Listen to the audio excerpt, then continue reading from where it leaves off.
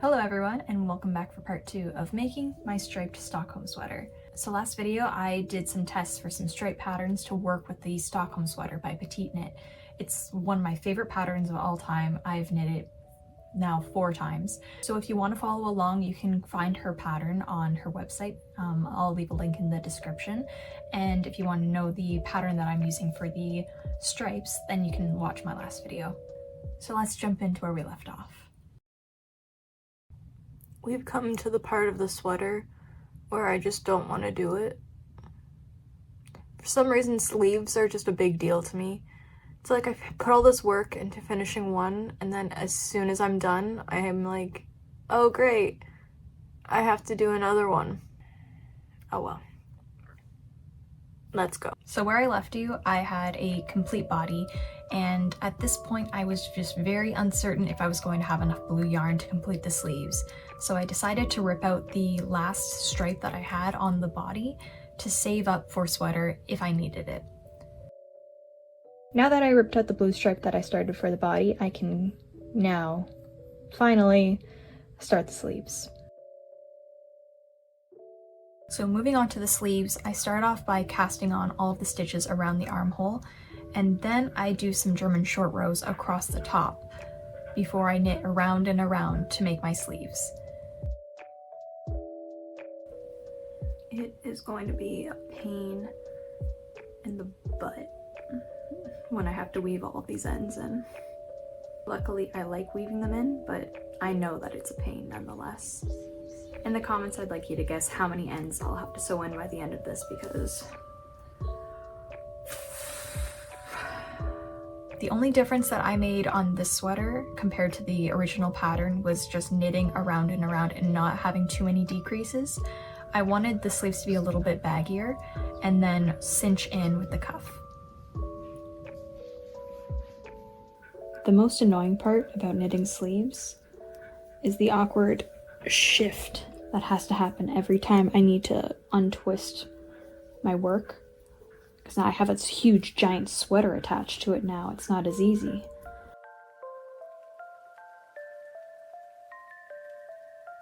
Sleeves are not my favorite thing. I will try to avoid doing them as much as possible, and by the time I knit one, I find that I really don't want to do the second one.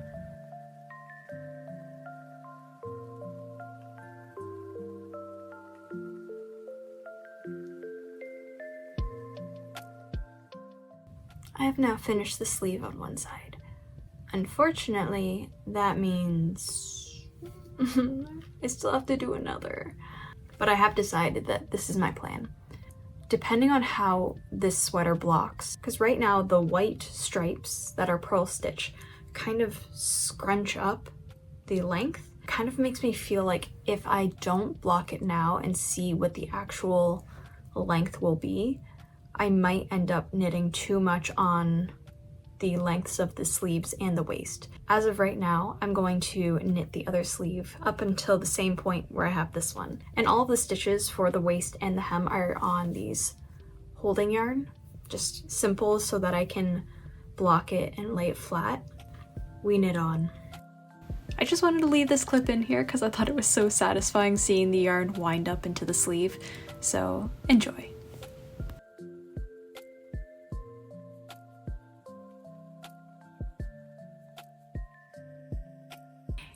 Late right now and I'm trying to be quiet, but I just finished the sleeves and I want to try it on right now, so let's do that. Also, I saw this new technique of instead of weaving in your ends, you just braid them, and I thought that was pretty cool, so I tried it and it worked out pretty good. So I'll show you how to do that in a second, but let's just try this on first.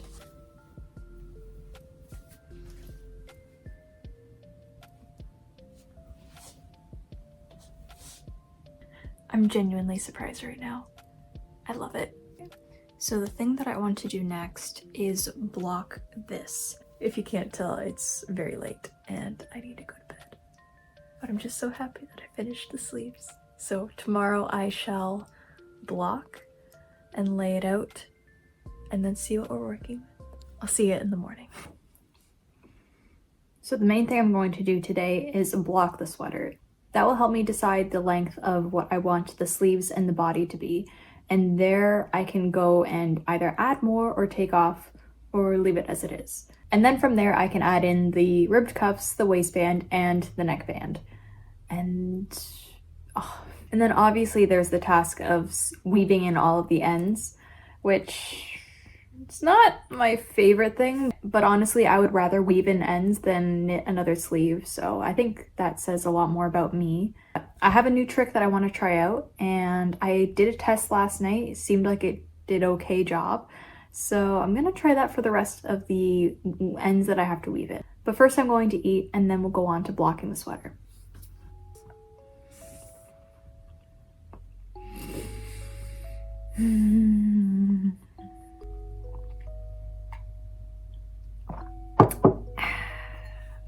So I want to tie in all of these ends before I block it.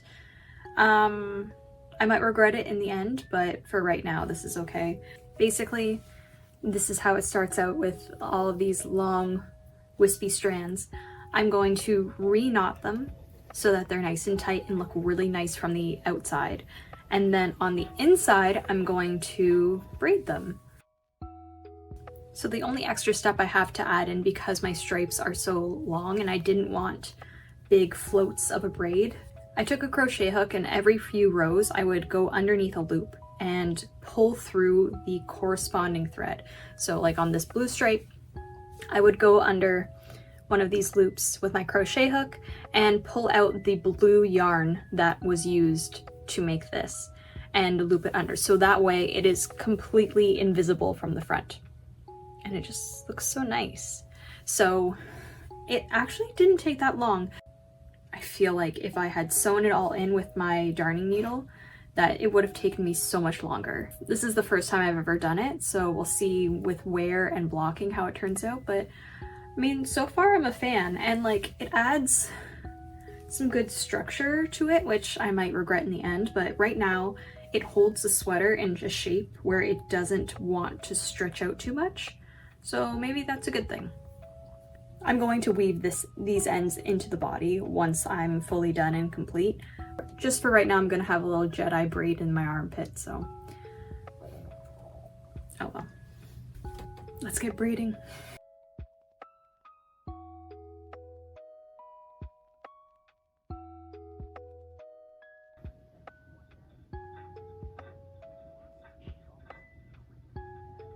So I just finished, and they're all sewn in. I did this one all the way down to the body, and the other side is just around the sleeve. So for all of these armhole ties that I don't want to make a long line around, I'm going to use my crochet hook. So for the other side, really all that I did was taking my two ties that I have to weave through, and I'm just going to pull them and like wind them around and around and around.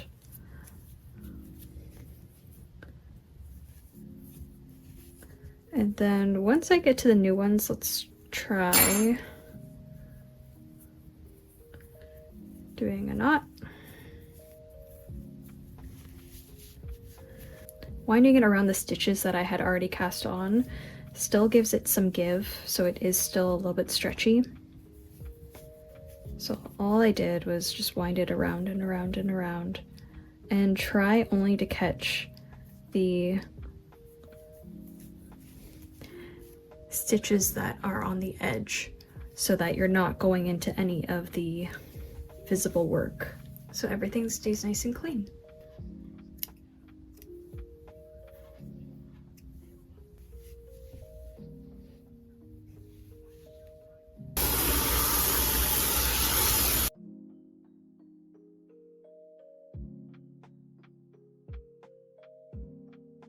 So now that it's sitting in some warm water and a little bit of baby shampoo, I'm just going to let it relax and sit here for a while, just kind of letting it fully submerge and absorb all the water.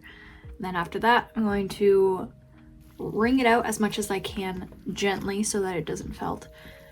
Run it through a towel a few times to get out any more dampness that I can. And then once I have it as dry as I can do it without water dripping out, I'm going to lay it flat. Just gonna let it sit for a few more minutes and then I'll be back to squeeze out all the water.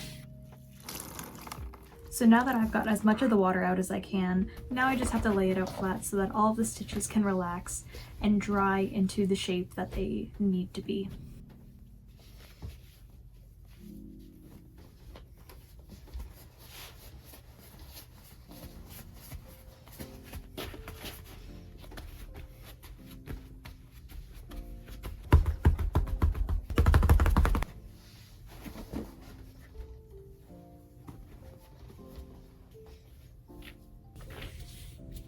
Usually a tug in all directions will kind of lay it out flat enough that it wants to cooperate. Just smoothing it out as best as I can. Now for the sleeve, I do the same thing. So first I'm gonna stretch it out as much as I can. So now it's a teeny tiny sleeve, and now all I have to do is, I think this is the sleeve where I did the first braid, so I did a little bit tighter than I wanted to. So we'll see how that affects it. It shouldn't too much. There's a little bit of puckering right there, but not enough for me to worry about it. Lovely camera angle. I bought this yoga mat at the dollar store and it is perfect for blocking garments because it's big enough and I can roll it away. Multi-purpose, yeah. The way that I used to block was just leaving it to dry onto towels. Having a foam or something for it to be able to dry on, where as a towel will just absorb and keep the wetness. So it's very important to have something that the water can evaporate on and not just soak into. On this sleeve, I did the braiding of all of the yarn tails much looser, so there's not as much puckering. So that looks a lot better in my eyes. Now all I have to do is wait. So overview of all the techniques that I just tried. Braiding the yarn tails, not making them too tight though. 2 was winding around the yarn tails around the sleeve, which worked out pretty good. Just have to make sure that I tie off the yarn tails so that they don't unravel. 3, yoga mat. Yoga mat for blocking out all of your knits. Buy a dollar store yoga mat. That was $4 and I can still pin to set everything if I need to. But so far so good.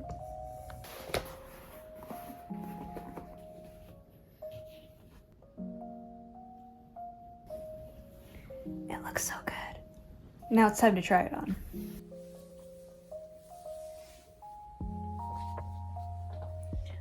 What did I tell you?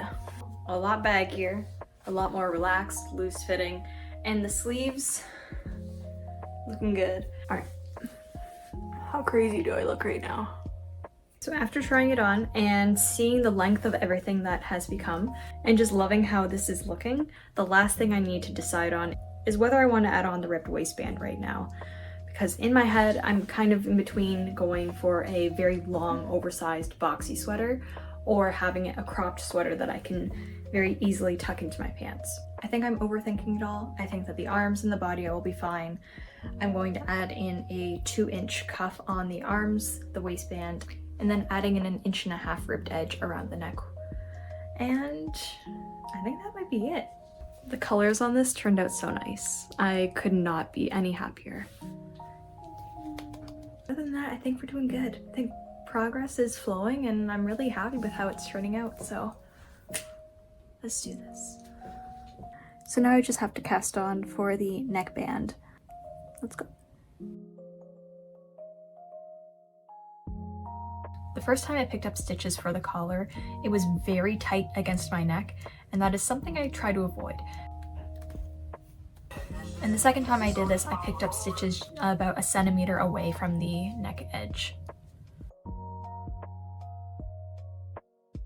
So for the neckband, I did 9 rows of knit 1, purl 1, and then I did 1 round of purl stitches, and then I did 8 rows of knit 1, purl 1 before I folded it all together and knit it to the cast on edge.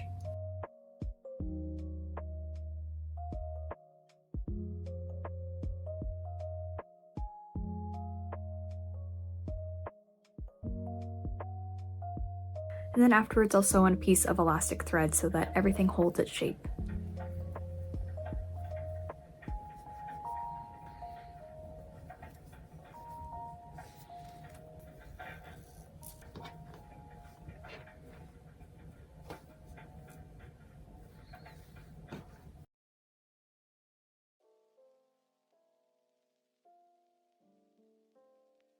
So now I'm going to pick up the stitches for the sleeves using double pointed needles and start off with knitting one round of just white.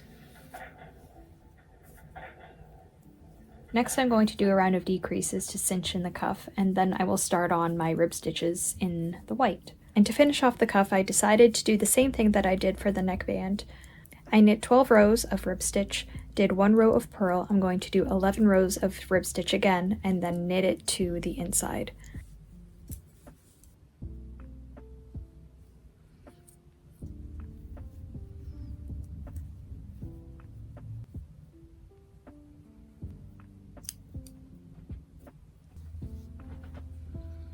The last thing that I needed to do was the waistband, and for that I pretty much just did a knit one purl one all the way around. I did 12 rows of knit one purl one, and then I did some prep work for my Italian bind off method. That is when you slip the purl stitches while you knit across one round of the knit one purl one, and then on the next round you slip all of the knit stitches and purl all of the other stitches that you had slipped from the last time, if that makes sense.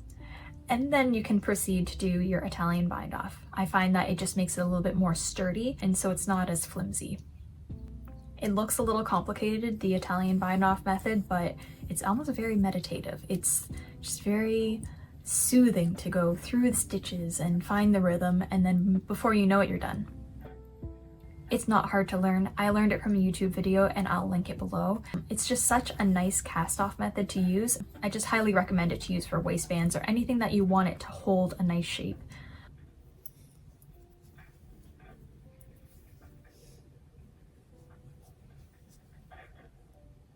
And really the last thing I had to do was sew in all of the yarn tails, which, if we're completely honest, I apparently forgot some, so I'll have to do that later. But once I had finished all of that done, the sweater was complete and it's finished. I'm so happy with how the sweater turned out. The colors, the stripes, the texture that this sweater gives off is just amazing. I love it so much. I don't have many sweaters like this that are just like such a big pop of color, so this is so refreshing to have for my wardrobe. I've been so close in the past to just buying this sweater from a fast fashion website, but I've really been holding back because I don't want to support fast fashion, and also I know that I can make a sweater like this, and I already had the yarn, so it was just a match made in heaven. And nothing makes me feel better than avoiding fast fashion but still indulging on like the trendier pieces that I want to have. I'm grateful for everyone that watches these, especially to the end, because I feel like they are very long-winded, but that's the videos that I like to make. So if you like these videos and you want to see more, be sure to subscribe and see any future videos that I have. And let me know in the comments if you like 2-part videos or one big chunky video to watch. So that'll help me in the future. Thank you so much for watching. I hope you have a wonderful day, and until next time, bye.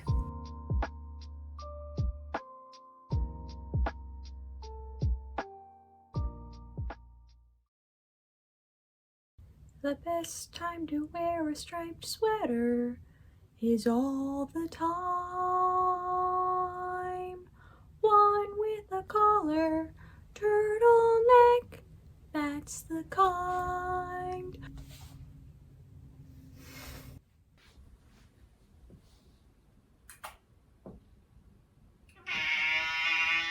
I think I'm overthinking it.